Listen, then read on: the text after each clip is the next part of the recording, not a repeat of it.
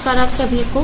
तो आज की वीडियो में हम लोग कंटिन्यू करेंगे world trade organisation. Previous video में हम लोगों ने पढ़ा था एफटीआई के बारे में, और इस चैनल पे हम लोग यूजीसी नेट मैनेजमेंट का प्रिपरेशन करते हैं। तो चलिए शुरू करते हैं। वर्ल्ड ट्रेड ऑर्गेनाइजेशन क्या है, एंड ये जो भी बॉडीज़ हैं रिलेटेड टू इंटरनेशनल बिजनेस, ये बहुत इंपॉर्टेंट है एंड एग्ज़ाम में आप सभी को देखने के लिए मिलेगा इससे रिलेटेड क्वेश्चंस। तो लेट्स सी।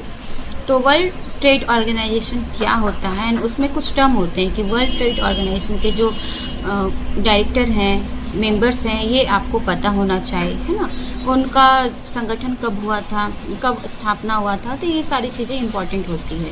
तो सबसे पहले देखते हैं कि डायरेक्टर जनरल कौन है वर्ल्ड ट्रेड ऑर्गेनाइजेशन का। तो डॉक्टर नागोजी ओकोजो-इटवेला ये हैं, जो 1 मार्च 2021 से हैं, और ये फर्स्ट फीमेल हैं जो बनी है डायरेक्टर जनरल, ठीक है, वर्ल्ड ट्रेड ऑर्गेनाइजेशन की। World trade organisation is the successor to the general agreement on tariff and trades GATT 1947। तो एक एग्रीमेंट के ऊपर मीटिंग हुआ था, GATT general agreement on tariff and trades 1947 में, एंड ये एग्रीमेंट के तहत ही वर्ल्ड ट्रेड ऑर्गेनाइजेशन का स्थापना हुआ। इसमें कुछ चीज़ें के ऊपर और हुई थी, जैसे द उरुग्वे राउंड 1986-94 में हुआ था, जो GATT led to the WTO creation. WTO began operations on 1 January 1995। तो वर्ल्ड ट्रेड ऑर्गेनाइजेशन का एक उससे रिलेटेड एक मीटिंग टाइप का हम बोल सकते हुआ था, जो जिसका नाम था GATT general agreement on tariff and trades, इससे रिलेटेड 1947 में। एंड देन एक उरुग्वे राउंड हुआ था 1986-1994 में। उस टाइम पे गैट को हटा करके वर्ल्ड ट्रेड ऑर्गेनाइजेशन का इस्टेब्लिशमेंट किया गया इन 1995 में, जनवरी 1 January 1995। The agreement establishing the WTO commonly known as the Marrakesh Agreement was signed in Marrakesh, Morocco in 1994। तो जो ये उरुग्वे राउंड हो रहा था, एंड उसके बाद जब 1995 में WTO का स्थापना हुआ, तो ये जो मीटिंग हुई थी इसको बोलते हैं हम लोग माराकस एग्रीमेंट, जो कि माराकस शहर मोरक्को में है। 1995 में ये चीज़ हुई थी। तो आप इससे रिलेटेड 3-4 कंट्रीज़ हैं, प्लेसेज हैं जो आपको याद रखने हैं, एंड 3 ईयर्स है। पहला है गैट 1947, सेकेंड उरुग्वे राउंड जो हुआ था 1986-1994 के बीच में, जिसमें गैट को हटा कर WTO के बारे में बताया गया था, एंड 1 जनवरी 1994 को वर्ल्ड ट्रेड ऑर्गेनाइजेशन का इस्टेब्लिशमेंट हो गया। तो ये जो सारा कुछ जो मीटिंग हुआ था, इस्टेब्लिश हुआ था कॉमनली WTO का, वो हुआ था माराकेश एग्रीमेंट इसको बोलते हैं, मोरक्को 1994 में हुआ था। तो अब देखते हैं कि WTO जो है किसके ऊपर है, क्यों वर्ल्ड ट्रेड ऑर्गेनाइजेशन का क्या काम है। तो ये एक इंटरनेशनल ऑर्गेनाइजिंग बॉडी है dealing with the rules of trade between Nations. तो वर्ल्ड ट्रेड ऑर्गेनाइजेशन, ट्रेड का मतलब होता है व्यापार करना। तो दो देशों के बीच में जो व्यापार होगा उसके कुछ रूल्स, नियम, रेगुलेशंस होते हैं, उसको कौन देखेगा। तो ये WTO का काम है। Main difference between GATT and WTO was the GATT mostly dealt with trade in goods.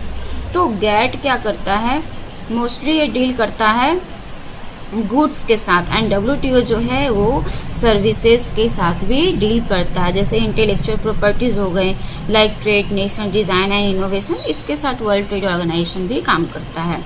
अब हेडक्वार्टर कहाँ है WTO का, जेनेवा स्विट्ज़रलैंड में है ना। हालांकि बहुत सारे कंट्रीज आए हैं प्लेसेस का नाम, तो उसमें से कन्फ्यूजन हो सकता है ऑप्शंस में, बट हेडक्वार्टर कहाँ है, जेनेवा स्विट्ज़रलैंड में। मेंबर्स कितने हैं इसके, 98% ऑफ द ग्लोबल ट्रेड। पूरे वर्ल्ड में जितना ट्रेड हो रहा है उसके 98% जो है वो मेंबर्स हैं। और 98% मतलब कि अगर नंबरिंग में देखें तो 166 कंट्रीज जो है वो हमारे मेंबर्स हैं। ऑब्जर्वर गवर्निंग बॉडी कितने हैं, 23 हैं। पर्पस क्या है, reduction of tariffs and other barriers.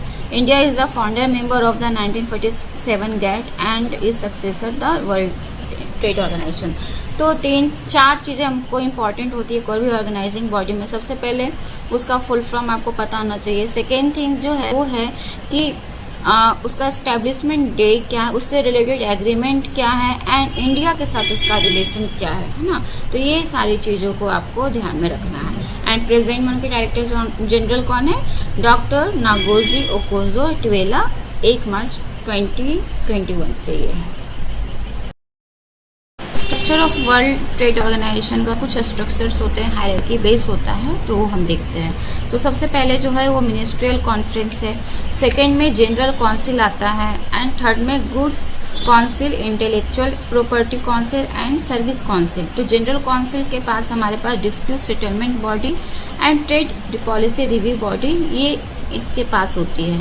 उसके पीछे goods council, intellectual property council and services council. तो मिनिस्ट्रियल कॉन्फ्रेंस क्या होता है?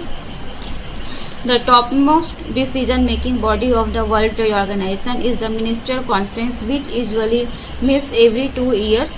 तो ये जो भी होता है जो मिनिस्टर कॉन्फ्रेंस हर एक 2 साल पे इनकी एक मीटिंग होती है, जितने मेंबर्स है सब साथ में आते हैं एंड डिस्कस करते हैं related to the business trade internationally.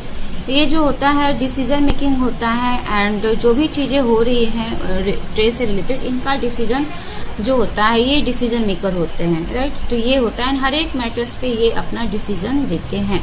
तो ये है मिनिस्ट्रियल कॉन्फ्रेंस। सेकेंड होता है जनरल काउंसिल।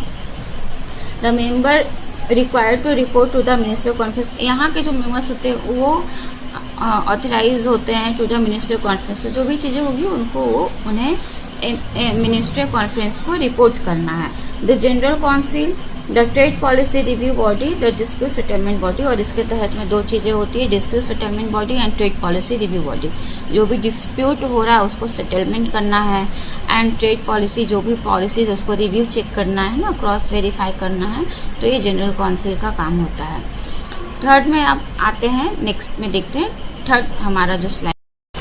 तो सॉरी अभी हमारा इसमें थोड़ा पेंडिंग है जनरल काउंसिल में। तो इसमें देखते हैं कि जो 3 काउंसिल होता है, each handling a different broad across trade report to the general council. सभी लोग किसको रिपोर्ट करते हैं? जनरल काउंसिल को। तो the council for trade in goods council, the council for trade in service council, the council for trade related aspects of IPR, TRIPS, intellectual property right जिसे बोलते हैं।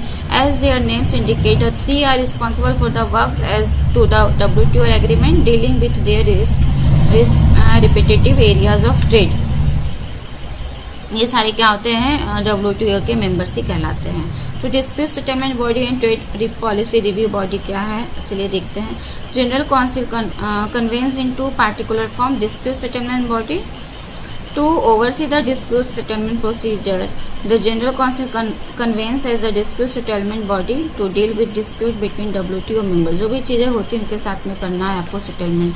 तो trade policy review body, and इसमें same चीज़ जो भी policy हो रही है विथ 2 कंट्रीज और एवं अपार्ट फ्रॉम 2 कंट्रीज, उसके पीछे आपको सारा कुछ क्रॉस वेरीफाई करना है कि चीज़ें सही से हो रही है कि नहीं हो रही है। देखते हैं ऑब्जेक्टिव क्या है वर्ल्ड ट्रेड ऑर्गेनाइजेशन का। तो ये क्या करता है, कुछ जो भी रूल्स रेगुलेशन है उसको अच्छे से सेट करता है, इन्हेंस करता है। एक प्रोवाइड करता है forum to negotiation and monitoring further trade liberalisation, to resolve trade dispute, to increase the transparency of decision making process, to cooperate with other major international economic institution involve in global economic management, to help developing countries benefit fully from the global trade system. WTO GATT, WTO its agreement are permanent. WTO जो होता है agreement permanent होता है, इनके members होते हैं। ये deal करता है service and intellectual properties as well. GATT क्या होता है? वाज प्रोविजनल, ये टेम्पररी है, ये कॉन्ट्रैक्टिंग बेसिस पे होता है। GATT deal with trade in goods, ये बेसिकली ट्रेड इन गुड्स के ऊपर डिपेंडेंट होता है। फंक्शंस का है वर्ल्ड ट्रेड ऑर्गेनाइजेशन का? Administering WTO trade agreement, conducting forum for trade negotiation, handling trade disputes, monitoring national trade policy, providing technical assistance and training for developing countries, cooperation with other international organisation. तो ये इनके basic functions हैं। तो I hope आप सभी को समझ में आ जाएगा। अब हम देखेंगे मिनिस्ट्रियल कॉन्फ्रेंस जो एवरी 2 ईयर्स पे होता है, उसमें कौन कौन से प्लेसेस में हुआ है एंड कौन से ईयर्स में हुआ है, एंड उससे रिलेटेड कुछ इंपॉर्टेंट डिस्क्रिप्शन। तो चलिए देखते हैं। तो मैंने मिनिस्ट्रियल कॉन्फ्रेंस जो फर्स्ट हुआ था वो सिंगापुर में हुआ है 1996 में, एंड इसके कुछ इंपॉर्टेंट जो पॉइंट है वो देखते हैं। तो trade and investment, trade facilitation, transparency in government procurement, trade and competition known as Singapore issues. तो ये बेसिकली नाम जाना जाता है सिंगापुर इशूज़ को, जो फर्स्ट हमारा मिनिस्ट्रियल कॉन्फ्रेंस हुआ था 1996 में। मैनेजरियल कॉन्फ्रेंस 2 जो हुआ था वो जेनेवा स्विट्ज़रलैंड 1998 में। Discussion on the implementation of Singapore issues, जो भी डिस्कशन हुए थे सिंगापुर में फर्स्ट मिनिस्ट्री कॉन्फ्रेंस के टाइम पे, वो सारा कुछ यहाँ पे डिस्कशन हुआ था। And further discussion for the next related to expert subsidies. तो नेक्स्ट फिर उसको फॉरवर्ड किया गया एक्सपोर्ट सब्सिडीज के लिए। MC3 जो हुआ है सेटल USA है 1999 में। The Uruguay round was discuss further discussion on agriculture and service mandated at the last ministerial. The ministerial conference ended without a conclusion thoughts. Ministerial conference for Doha Qatar में हुआ था 2001 में। इसको Doha Qatar के नाम से या दोहा round के नाम से जाना जाता है। Ministerial conference 5 Cancun Mexico 2003। Discussion on the progress on the Doha development agenda and other negotiations from the last ministerial. Managerial Conference 6 Hong Kong 2005 aiming to the conclude the department run by 2006 adoption to the Swiss formula to cut down tariff on non-agriculture both developing countries within by developing different countries। तो ये हुआ था Hong Kong 2005 में related to agriculture है ये। तो 7 जो ministerial conference हुआ था वो जेनेवा स्विट्ज़रलैंड में हुआ था 2009 में। एंड जो हमारा 2001 में दोहा राउंड हुआ था उसको यहाँ पर डिस्कशन किया गया था। Minister discuss various other ideas for further development. The theme of managerial conference 7 was the world trade organisation, the multilateral trading system and the current global economic environment. तो कभी कभी क्वेश्चंस में टैगलाइन उसके पूछ लिए जाते हैं जो किसी किसी मिनिस्ट्री कॉन्फ्रेंस में इम्पॉर्टेंट होता है। तो इस बात का भी आप लोग ख्याल रखिएगा। मिनिस्ट्री कॉन्फ्रेंस 8 जो हुआ था जेनेवा स्विट्ज़रलैंड में ही हुआ था 2011 में। Discussion on multiple topics for least developed nation at the policy WTO of appeared Russian Federation and Samea accession। Minister conference 9 Bali Indonesia 2013 में। द बाली पैकेज के नाम से इसको जाना जाता है। मिनिस्टर कॉन्फ्रेंस 10 जो हुआ था Nairobi Kenya 2015। Discussion on agriculture cotton and issues of LDCs। The Nairobi package was adopted by WTO that delivered beneficial commitments to WTO poorest members. जिसमें जो भी नैरोबी केन्या, थोड़ा हम लोग जानते हैं कि केन्या जो है वो थोड़ा लिस्ट डेवलप्ड है, तो इससे हम लोग याद रखेंगे जो लिस्ट डेवलपमेंट कंट्रीज थी उसके बारे में डिस्कशन किया गया था and related to cotton and agriculture. Minister conference 11 जो हुआ है वो हमारा हुआ है अर्जेंटीना में 2007। जो डिस्कशन किया गया था ई-कॉमर्स के ऊपर, fisheries subsidies and other commitment to negotiation in all sectors के ऊपर। तो ये हमारा मिनिस्ट्री कॉन्फ्रेंस था एंड इसको आप लोग ज़रूर 1-2 बार रिवाइज करेंगे तो आप अच्छे से इसको कवर कर सकते हैं। इसमें जो 5-6 चीज़ें हैं वो इम्पॉर्टेंट होती है, जैसे कि जो उसका जैसे बाली पैकेज है, बाली पैकेज हुआ था है ना, उरुग्वे राउंड है। तो ये सारी चीज़ें जो है आपको बार बार देखना होगा। और कभी कभी जो इम्पोर्टेंट होता है जैसे एग्रीकल्चर का डिस्कशन कौन से मिनिस्टर कॉन्फ्रेंस में हुआ था और किस कंट्री में हुआ था, तो ये सब इम्पॉर्टेंट है। तो आई होप आप लोग ये सब कवर कर लेंगे। एक और राउंड हमारा हुआ था मिनिस्टर कॉन्फ्रेंस 12 जो हुआ था वो होने वाला था स्विट्ज़रलैंड जेनेवा में ही 2021 में, बट ड्यू टू कोरोना का टाइम था उस टाइम पे, तो वो पोस्टपोन्ड हो चुका था। तो मिनिस्ट्रियल कॉन्फ्रेंस 12 था कि जेनेवा में होगा बट नहीं हुआ अभी तक, एंड ये ड्यू टू रीज़न जो था कोरोना पैंडेमिक। तो ये था। एंड WTO एग्रीमेंट जो भी है उसके फुल फॉर्म आपको याद रखने बहुत ज़रूरी है, जैसे GATT general agreement on tariff and trades, general agreement on trade in service, trade related aspects of intellectual property rights, trade related investment measures, agreement on agriculture, agreement on technical barrier trade, sanitary and phytosanitaries agreement. तो ये सारे हैं WTO के agreements. Last जो topic है हमारा EXIM policy, export and import policy क्या होता है देख लेते हैं। एक्सपोर्ट इम्पोर्ट पॉलिसी, जो इसका जो दूसरा नाम है वो फॉरेन ट्रेड पॉलिसी भी है। ये जो है हर एक 5 साल में बनता है और इवेंचुअली अ सेट ऑफ एक गाइडलाइंस है, ठीक है। तो और इसको अपडेट किया गया था मार्च 31 को एंड चेंज अब जो लाया गया था वो लाया गया था 1 अप्रैल से। तो ये है और ये 1992 में ही आया था। तो establish by the directorate general of foreign trade, DGFT इसको बोलते हैं। इसकी जो कुछ हिस्ट्रीज है वो देख लेते हैं। फॉरेन ट्रेड एक्ट रिप्लेस किया गया था import and export council act 1947 के तहत।